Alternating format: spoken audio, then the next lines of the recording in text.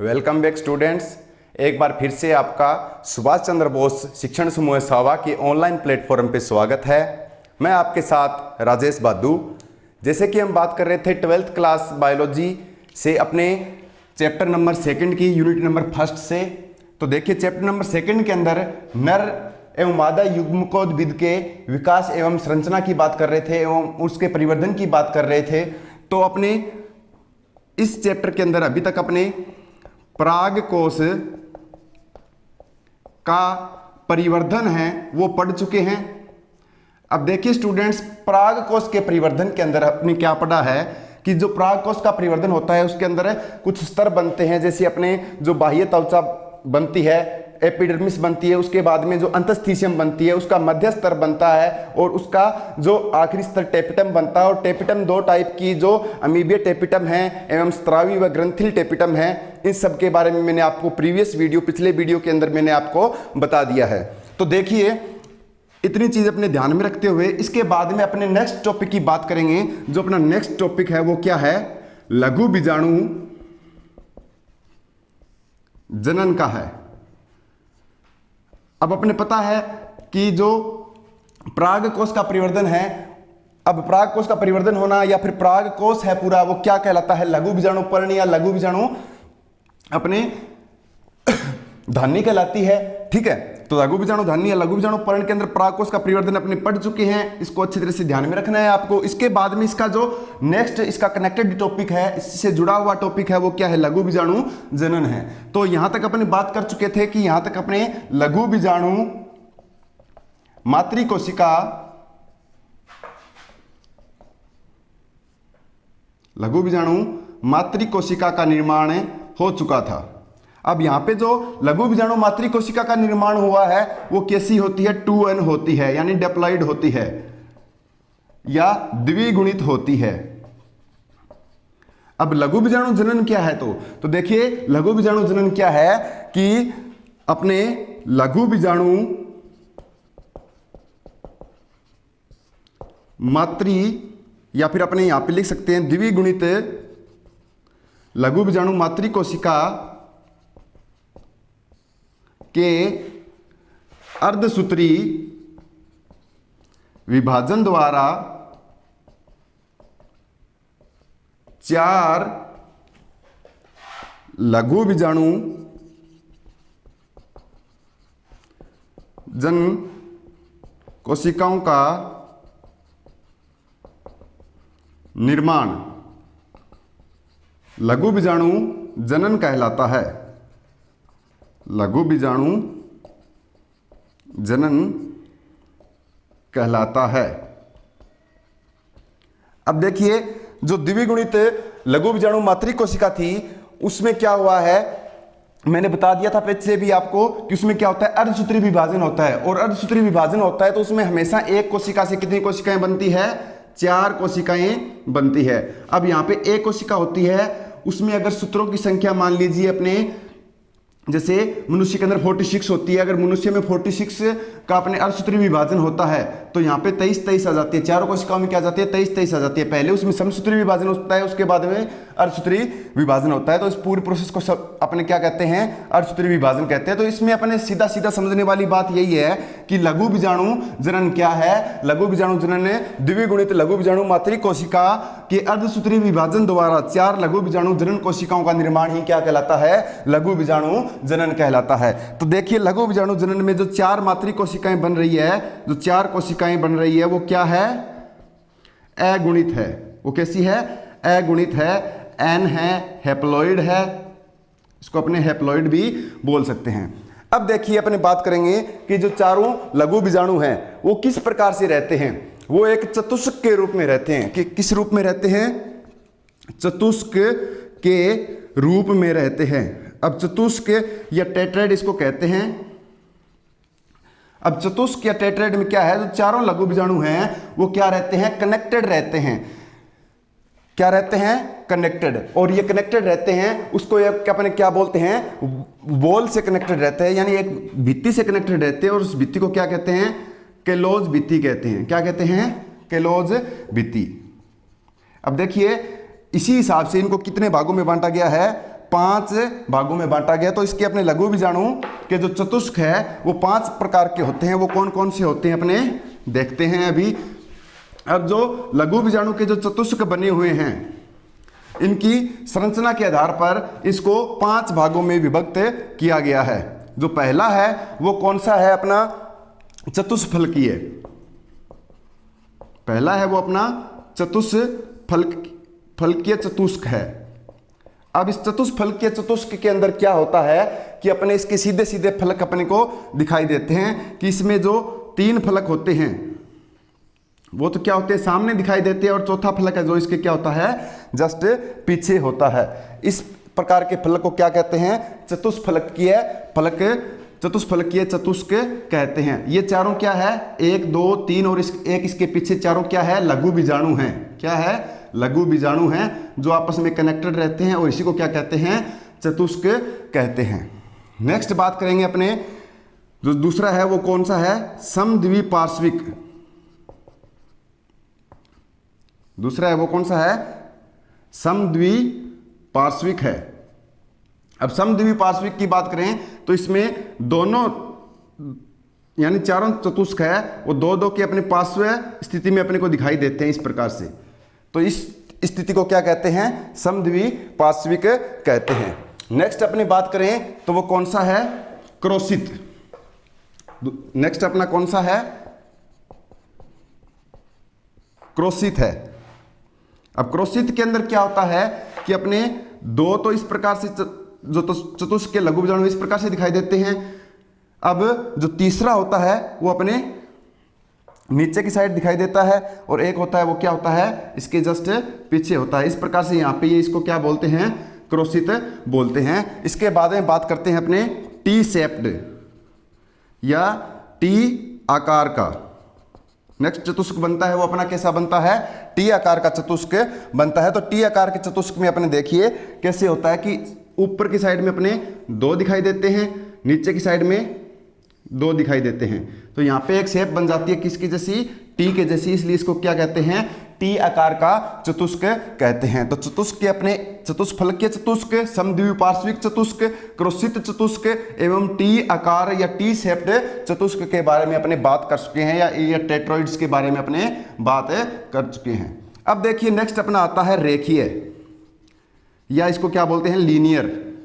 रेखीय या लीनियर में क्या होता है, रेखीय या लीनियर के अंदर चारों जो अपने लघु बीजाणु होते हैं वो इस प्रकार से अपने एक रेखा में ऊर्ध्वाधर रेखा में अपने को मिलते हैं। इसको क्या कहते हैं लीनियर या रेखीय चतुष्क कहते हैं। तो ये आपको चतुष्क के बारे में जो लघु बीजाणु के जो चतुष्क के रूप में, यानी अपने क्या बात कर रहे हैं लघु बीजाणु जनन की बात कर रहे हैं। लघु बीजाणु जनन के अंदर मैंने बताया आपको कि जो द्विगुणित लघु बीजाणु मातृ कोशिका होती है उसके द्वारा लघु बीजाणु यानी अगुणित लघु बीजाणुओं का जनन होता है अर्धसूत्री विभाजन से। तो उसमें 4 अगुणित लघु बीजाणु बनते हैं और चारों अगुणित जो लघु बीजाणु हैं वो एक चतुष्क के रूप में रहते हैं। अब इसमें देखिए जो मैंने बताया आपको जो ये भित्ति है ना, ये भित्ति है ये किसकी बनी होती है, ये भित्ति किसकी बनी होती है केलोज की बनी होती है।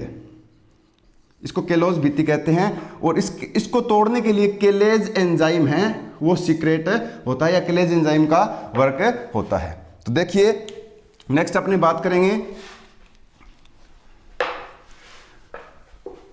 परागकणों के निर्माण या परागकण की संरचना के बारे में। तो ये लघु बीजाणु है, जब इनसे ये भित्तियां टूट जाती हैं तो ये अलग हो जाते हैं, तो क्या बन जाते हैं परागकण बन जाते हैं। तो देखिए जब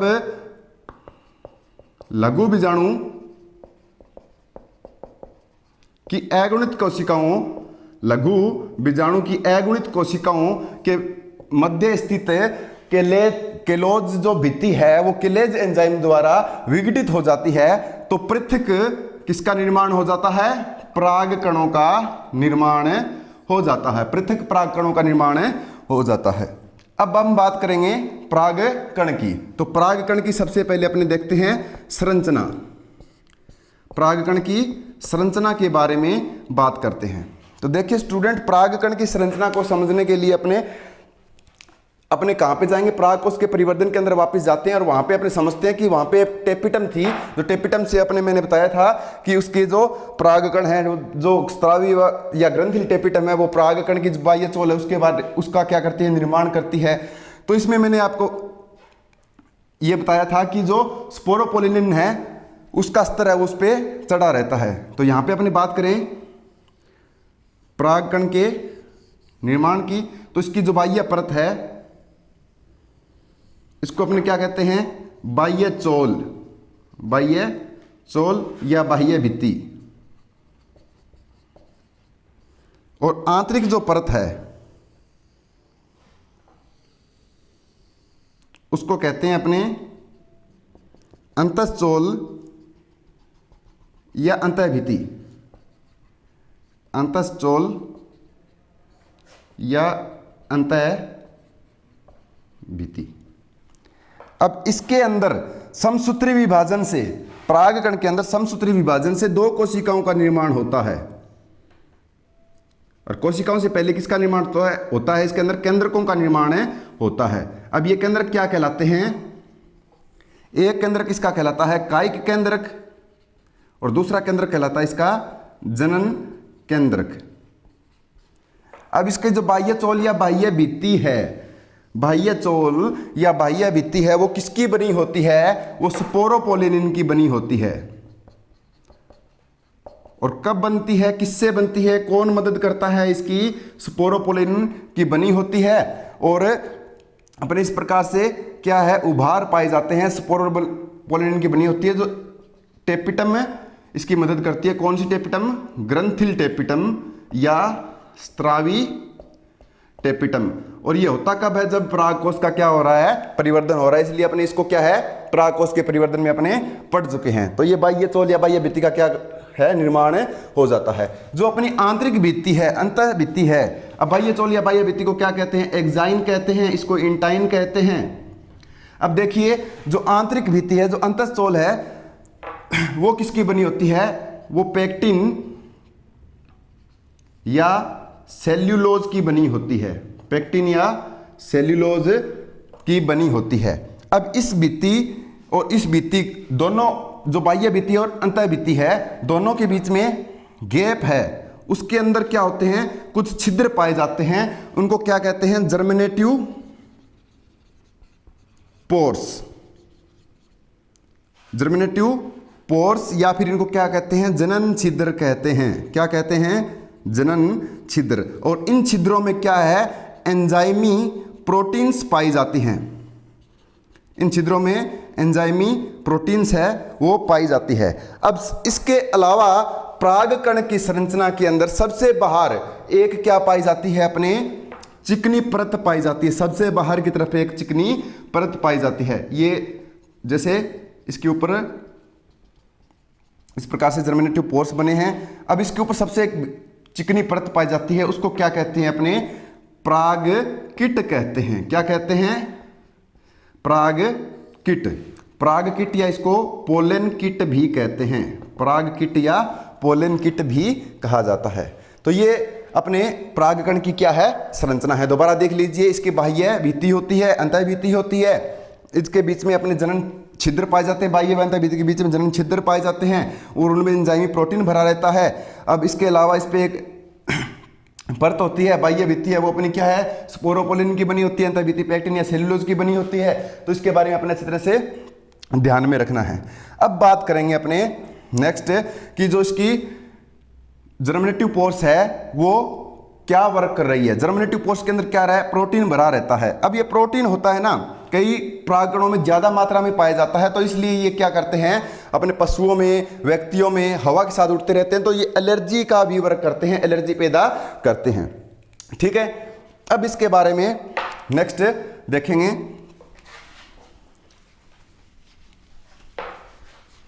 कि जो परागकिट है, परागकिट चिपचिपी होती है। मैंने बता दिया कि जो सबसे बाहर क्या है,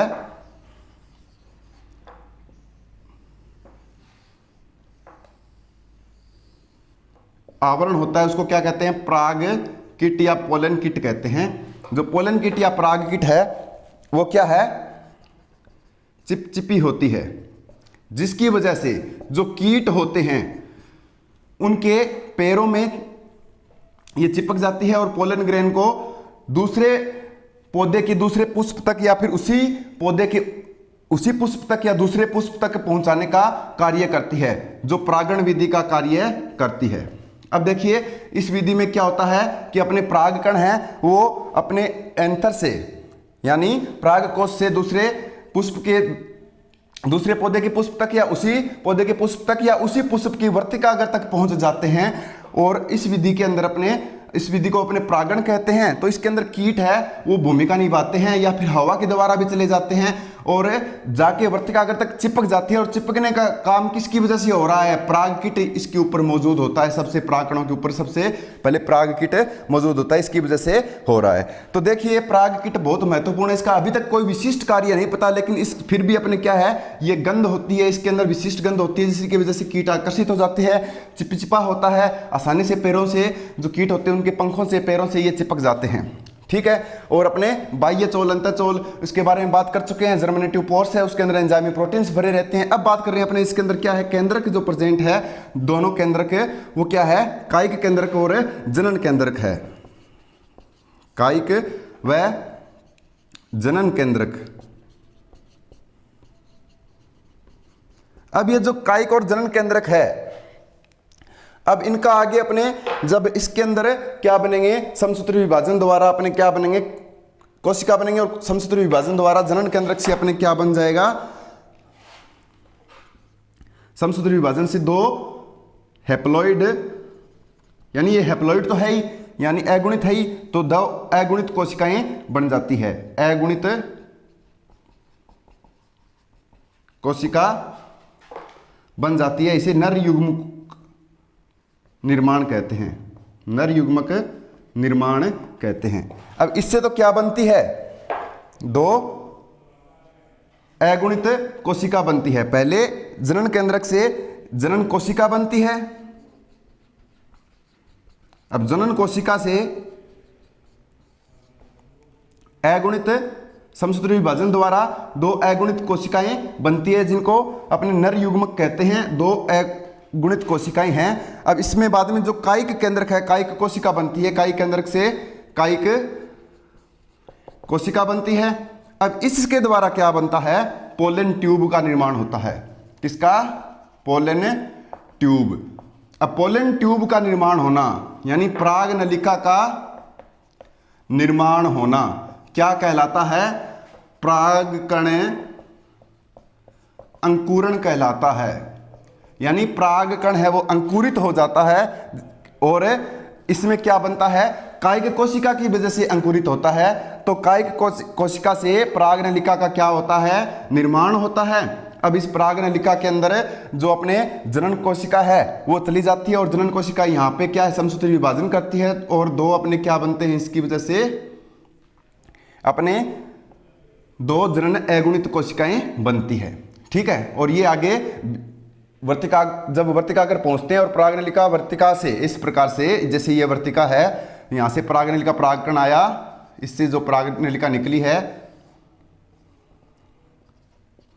वो आगे जाके बीजांड से क्या करती है, निषेचन करती है, फर्टिलाइजेशन का वर्क करती है, ठीक है। तो यहां तक अपने क्या है समझ में आ गया होगा, कायिक कोशिका से पराग नलिका का निर्माण होता है, कायिक कोशिका के अंदर आरएनए की संख्या ज्यादा होती है, और जो जनन कोशिका उसके अंदर आरएनए की संख्या कम रहती है, डीएनए की कोशिका लगभग दोनों के अंदर क्या रहती है, सेम रहती है। तो ये क्या कहलाता है, अपना नर युग्मक परिवर्धन की प्रक्रिया कहलाती है, नर युग्मक परिवर्धन कहलाती है ये प्रोसेस। अब देखिए इस प्रकार की प्रोसेस होती है, वो कहां पर होती है, यह प्रोसेस हो सकती है अपने जो नर युग्मक की जो प्रक्रिया है वो हो सकती है अपने कि पराग नलिका के अंदर हो, या फिर वर्तिका के अंदर पहुंचने के बाद हो, या फिर अपने कब हो कि जो परागकोश का परिवर्धन हो रहा है उसी समय में हो। तो इस प्रकार से अपने क्या है, पौधों को अपने अलग अलग भागों में बांट रखा है कि प्रकीर्णन की जो प्रक्रिया है वो कब होती है। तो इसके अंदर अपने मैं बताता हूं आपको कि जो परागकण का परागकोश के अंदर निर्माण होता है वो होता है जो और चकुंदर के अंदर। परागकोश का जो परागकोश के अंदर परागकणों का निर्माण होता है वो होता है चकुंदर के अंदर। जो 2 नंबर पे है वो है अपना नेक्स्ट जो बात करें कि जो परागकोश का चुकंदर के अंदर, इसके बाद में जो दो नंबर पे है वो है अपना पोर्टुलाका और होलोपटेलिया।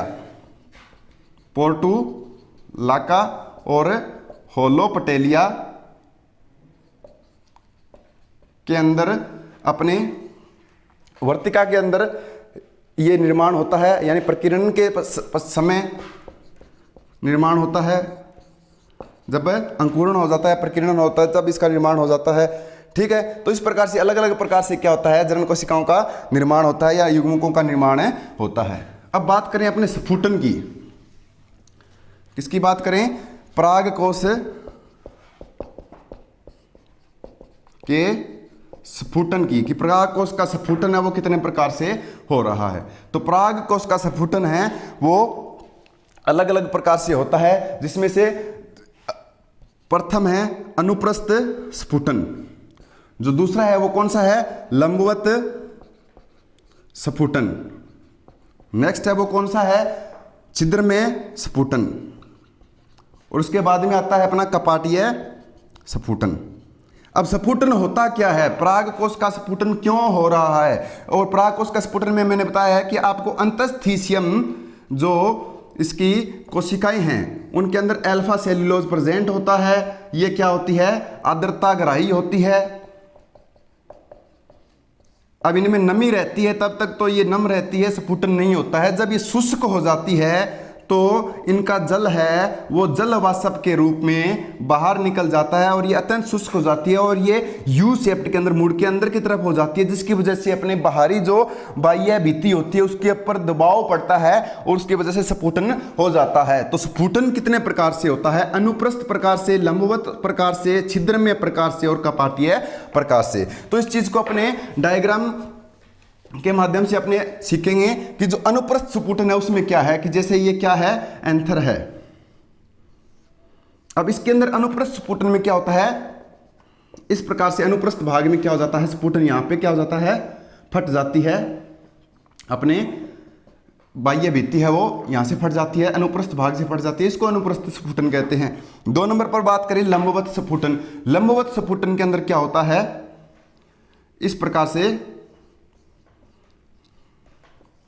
लंबवत रूप में, यानी लॉन्गिट्यूडनल सेक्शंस के रूप में, अपने सीधा लंबवत रूप में जब स्फुटन होता है इसको लंबवत स्फुटन कहते हैं। नेक्स्ट बात करेंगे अपन छिद्र में। छिद्र में के अंदर क्या होता है कि जैसे इसके अंदर 1 या 2 छिद्र क्या बनते हैं, टॉप पर बनते हैं, शीर्षस्थ भाग में, परागकोश के शीर्षस्थ भाग के अंदर 1 या 2 छिद्रों के रूप में स्फुटन होता है, उसको छिद्र में स्फुटन कहते हैं। 1 छिद्र निकल सकता है या 2 छिद्र निकल सकते हैं, यहां से परागकण निकल जाएंगे, तो इसको क्या कहेंगे, अपने शीर्षस्थ स्फुटन। इसके बाद में बात करें कपाटीय स्फुटन। कपाटीय स्फुटन के अंदर क्या होता है कि जैसे इसके अंदर क्या बन जाते हैं, कपाट बन जाते हैं, यहां से कपाट खुल जाते हैं, इस प्रकार से कपाट या किवाड़ जिसको अपने बोलते हैं, कपाट बन जाते हैं और ये कपाट इस प्रकार से छिलके के रूप में बाहर निकल जाता है और यहां से परागकणों का निष्कासन होता है। इसको क्या कहते हैं, पराग कोश का किस प्रकार का, कपाटीय स्फुटन। तो ये अपने मुख्य बातें अपने इसके अंदर पढ़ ली। नेक्स्ट अपने बात करेंगे मादा युग्मकोद्भिद का निर्माण, उसका विकास, और तब तक अपने इस वीडियो को अच्छी तरह से आपको समझना है और पढ़ते रहना है। जय हिंद, जय भारत।